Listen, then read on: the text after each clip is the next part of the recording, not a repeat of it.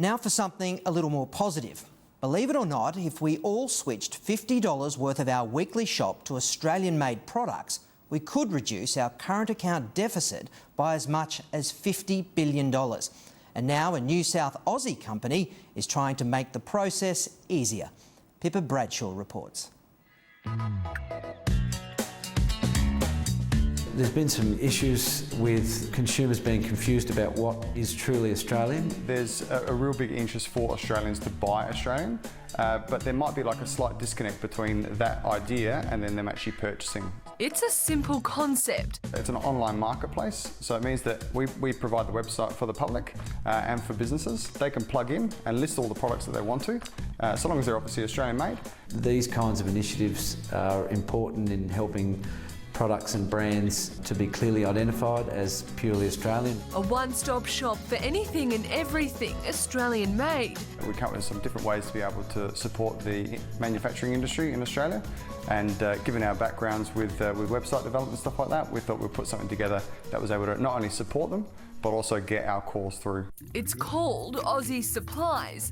The new website is the brainchild of businessmen Steve Gregoriadis and Alan Pinto. What we really want to do is just have everyone think Australian first, so that they're actually really in the back of their head, they're really wanting to consider looking for Australian products. The duo have scouted businesses for the past 10 months from across Australia to sign up, including Adelaide's own Tucker's Natural. The concept's fantastic, and we're a big supporter of anything that's Australian. There's definitely a need to combine products into central locations so that consumers can easily navigate and feel confident and purchase those products. Sam Tucker says his business jumped at the chance to help promote locally grown and produced goods. From a manufacturer's perspective, I think it's critical that we support these kinds of initiatives and continue to promote and push the quality and the fact that we're Australian owned and made. The website will officially launch on Australia Day, and as part of it, the pair are also selling Australian-made Australian flags,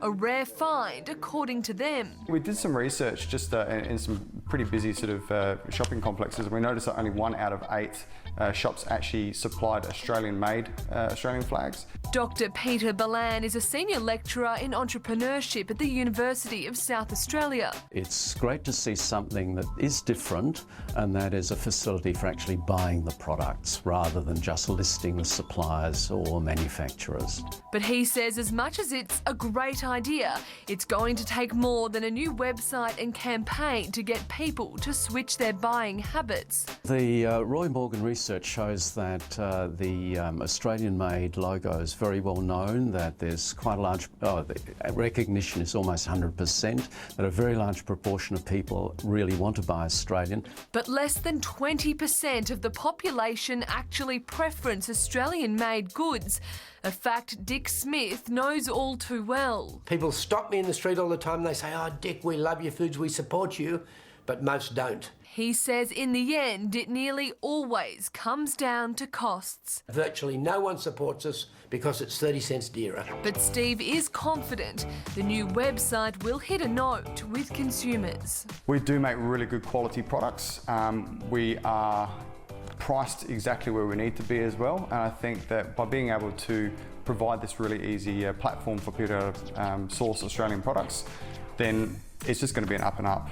I wish them every success, because I think this sort of activity really is needed. It gives people the possibility of accessing Australian-made products across a wide range of categories. At least that's the intention, and I'd like to see it work. So what's your message to people this Australia Day then, whether they be sellers or buyers? Think Australia first.